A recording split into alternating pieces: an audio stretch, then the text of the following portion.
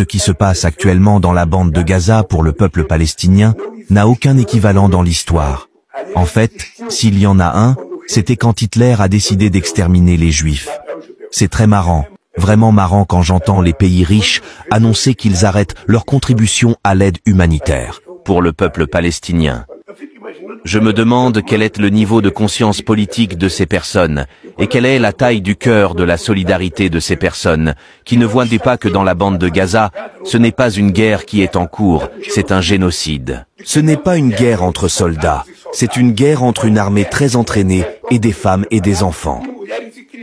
Lancer une offensive militaire massive contre un camp de réfugiés à ciel ouvert, dont les gens ne peuvent pas s'échapper puisqu'ils sont assiégés, dans lequel il y a 2,3 millions de personnes qui sont massées, et de tirer dessus avec des bombes de 250 kilos, des tirs d'artillerie qui correspondent à la même chose, hein, c'est des salles de 6 obus de 45 kilos, c'est exactement la même chose.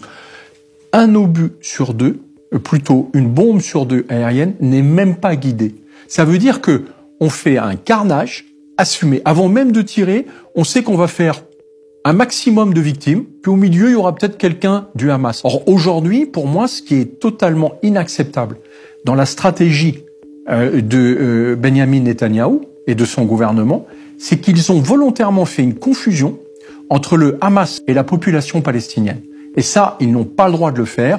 Typiquement, ils ont fait plus de 30 000 morts.